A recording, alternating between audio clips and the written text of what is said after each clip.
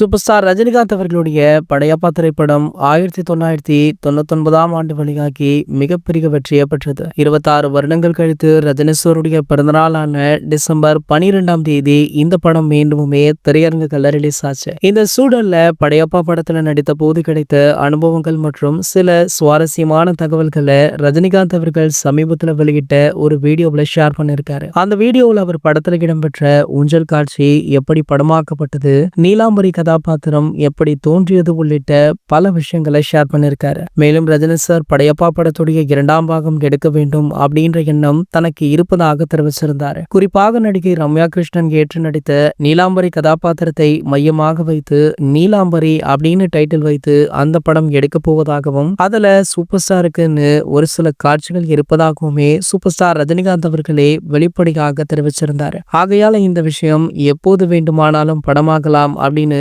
Social மீடியாக்கள்ல மிகவும் பரபரப்பாக பேசப்பட்டது. சோ இதற்கு ரெஸ்பான்ஸுமே அதிகமாக இருந்ததால இந்த படத்தை ஆரம்பிக்கும் பணியில படத்துடைய தயாரிப்பு நிறுவனம் தற்போது மும்முரம் காட்டிட்டுமே இருக்காங்களா. சூப்பர் ஸ்டார் அடுத்ததாக கமலஹாசனுடைய தயாரிப்புல ஒரு படம் ஒன்றுல நடிக்க இருக்காரு. தற்போது ஜெயிலர் 2 படத்துல நடிச்சிட்டு இருக்காரு. அடுத்ததாக நீலாம்பரி அப்படின்னு படம் உருவாக இருக்காம். அதனடுத்து சங்கர் அவர்களுடன் இணைந்து தொடர்ச்சியாக 3 பாகங்கள் உள்ள வேல்பாரி அப்படின்ற படத்துல கமிட் ஆக இருக்காரு. கிட்டத்தட்ட 6 படங்களை கையில வச்சிருக்காரு சூப்பர் ஸ்டார் ரஜினிகாந்த் அவர்கள். சமீபத்துல தான் இவருக்கு 75வது பிறந்த நாள் மிகவும் விமர்சையாக கொண்டாடப்பட்டது. சோ இந்த வயதிலுமே அடுத்தடுத்த படங்கள்ல கமிட் ஆகி சுறுசுறுப்பாக இருக்கார் அப்படின்னு பலருமே இவருக்கு வாழ்த்துக்களை தெரிவிச்சிட்டு இருக்காங்க. இது போன்ற செய்திகளை பற்றி நீங்க உடனே தெரிஞ்சுக்க நம்மளுடைய சேனலை மறக்காம சப்ஸ்கிரைப் பண்ணிக்கோங்க.